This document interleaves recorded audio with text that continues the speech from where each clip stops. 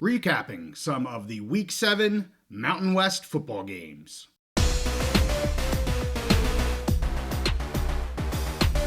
College football is back, and we're back on the Big Mountain. Hey, great to have you back on the mountain. I am JY. This is my good friend Steve. We're back at it after a small hiatus last week, and we're going to talk about Mountain West football in Week 7. There's a few games I want to talk about.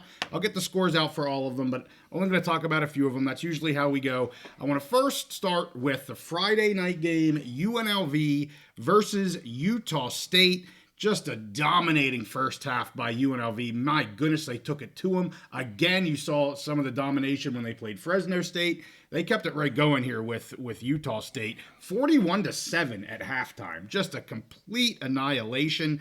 But then things kind of came back for Utah State in the second half. I think there was really no need to push things from the UNLV side of things. They took out some of their starters, especially on the defensive side. I think they kept most of the offense in most of the game, but defense, they had some guys subbing in and out.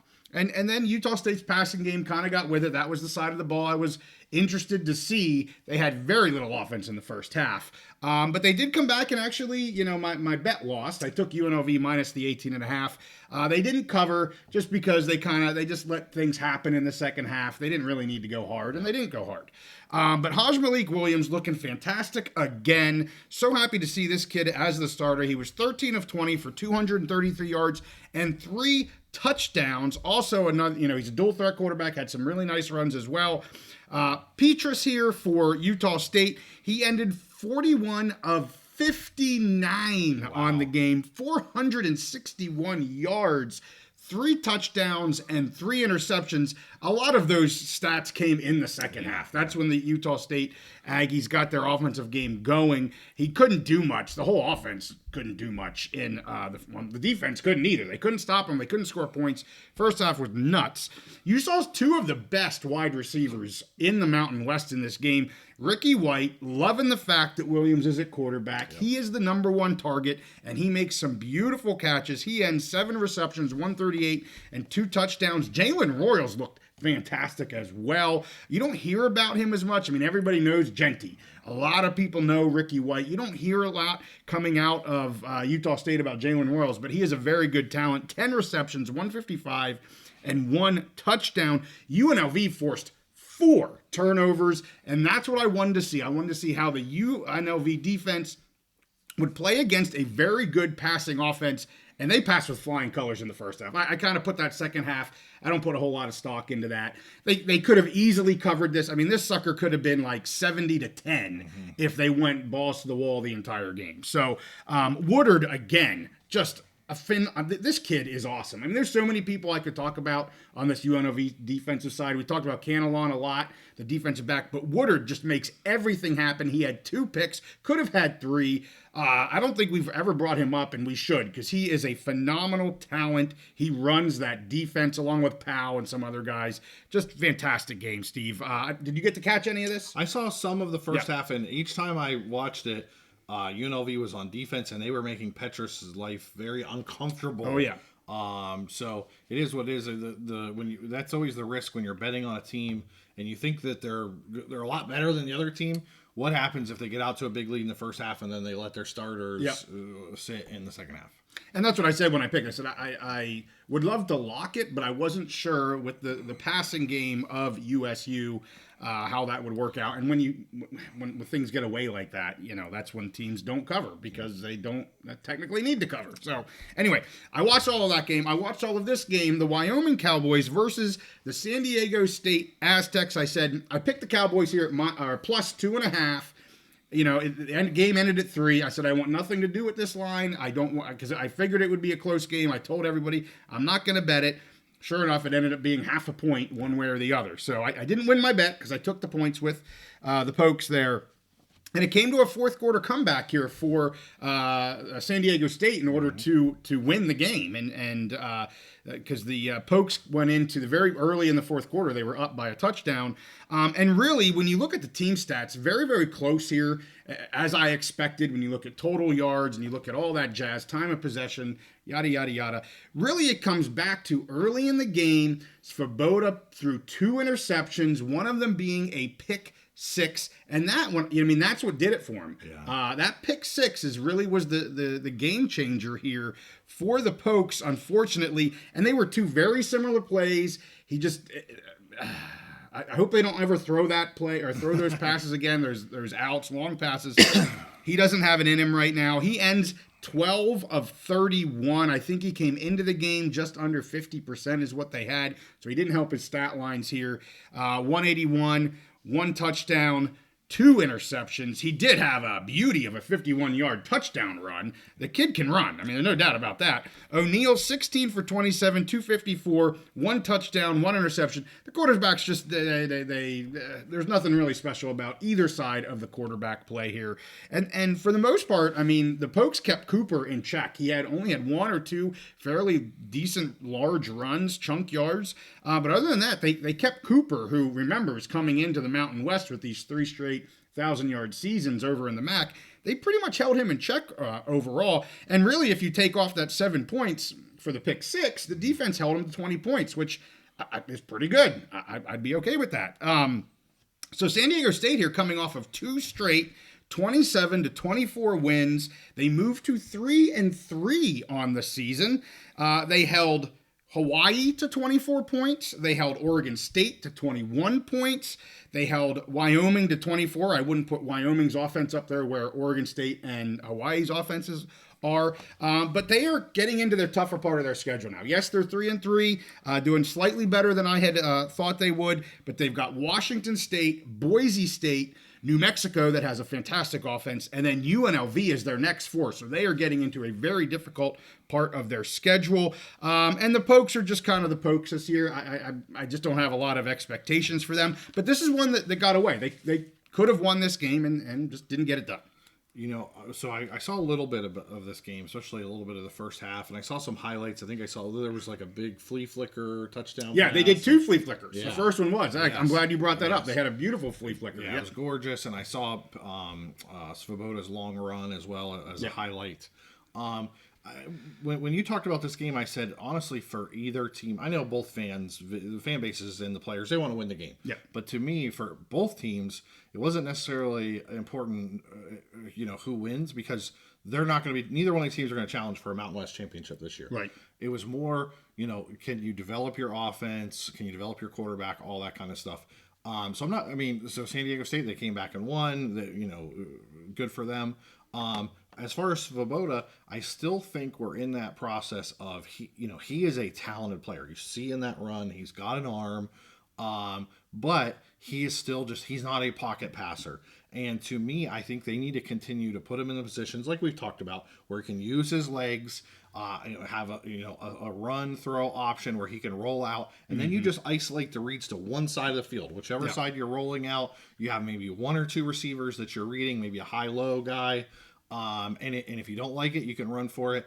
It still feels to me like the staff is still trying to develop him as a pocket quarterback that runs every now and then. And I just don't think that that's the best scenario for him. Yeah. Yeah, I'd like to see him still running a bit more than he is, but I'm not a coach. Yep. So let's go to Nevada versus Oregon State. Again, I picked Nevada here getting 3.5 points. They didn't need the points. They win this game straight up. This is a team that, of all the Mountain West teams, if I were to pick one team, be like, wow, they just every week seem to be getting better, it would be this Nevada Wolfpack team. And so they beat the Beavers here 42-37.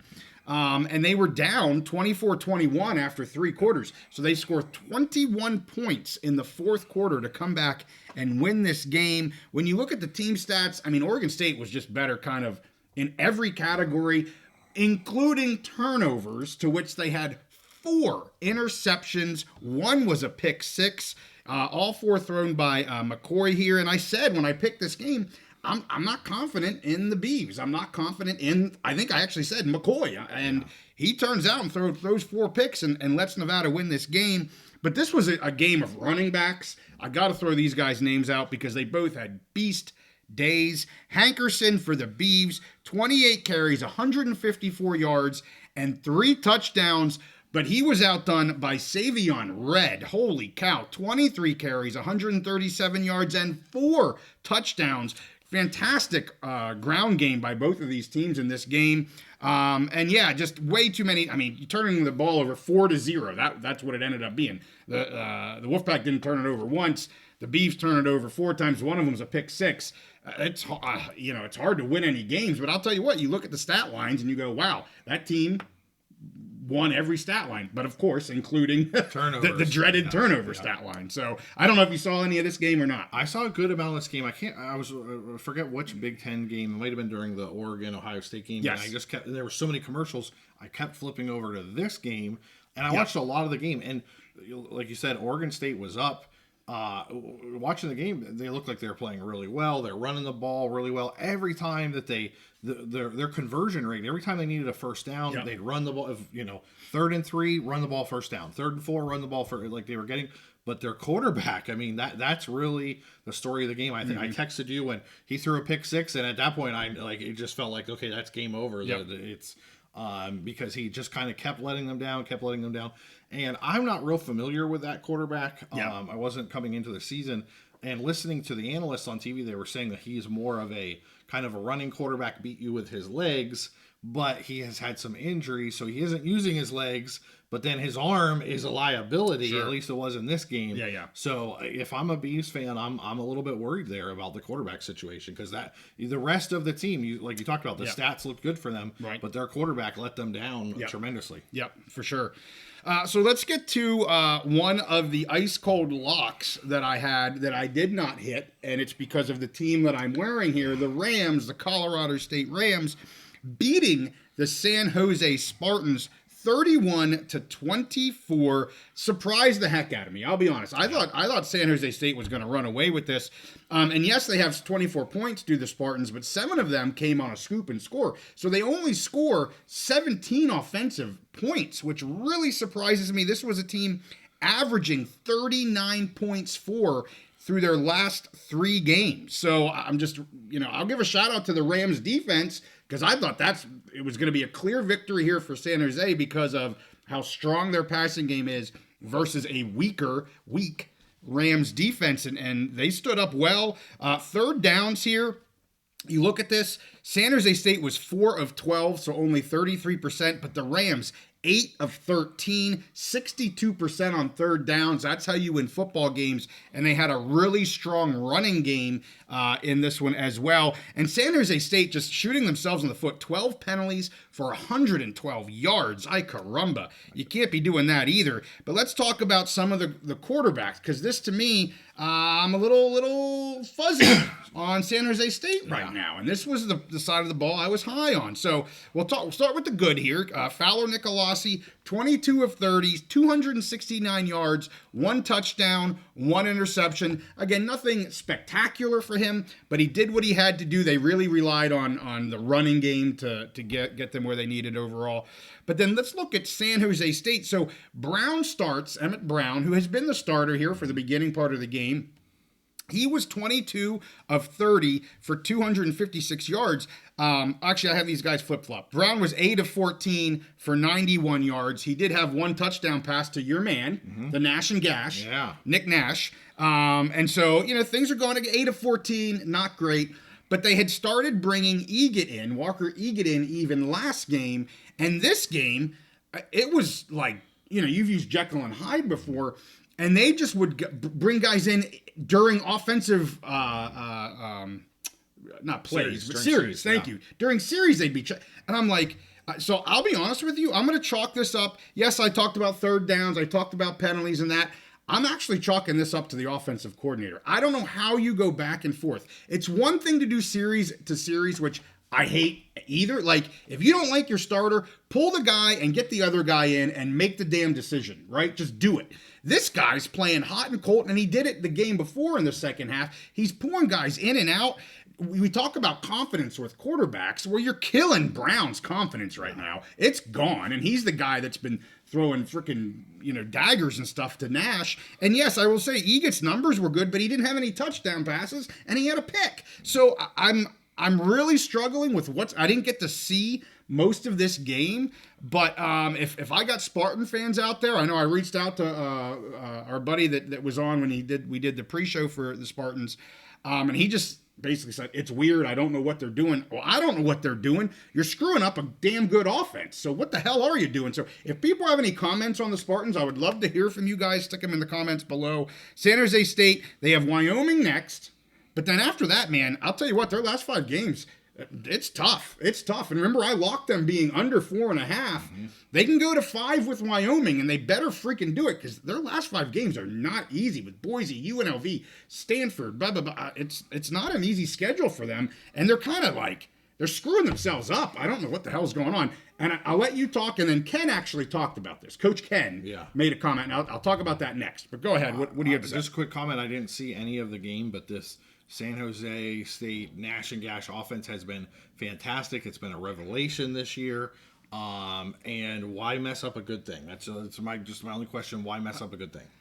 Apparently, he had some in the game before. Not apparently, he had some balls batted down, and maybe he just wasn't playing up to the level that the OC was hoping for.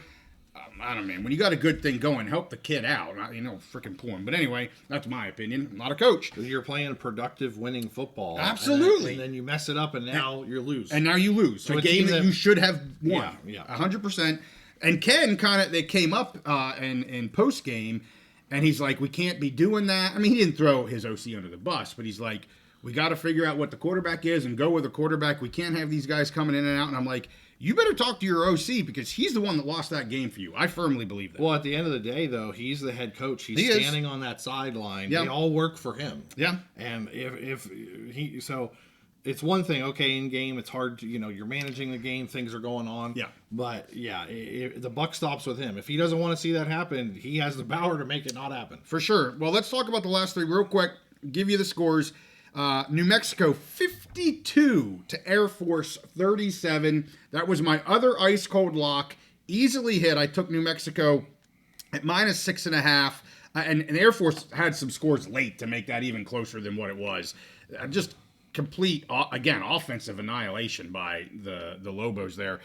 Boise State 28-7. So a little bit closer than people probably thought. They did. I took Boise at -20.5. So they did hit my pick there. And I saw some people, 28.5, that's not, I'm like, guys, they traveled to Hawaii for crying out loud. Like, there's nothing wrong with 28.5. Genty did his thing again, 250 some yards.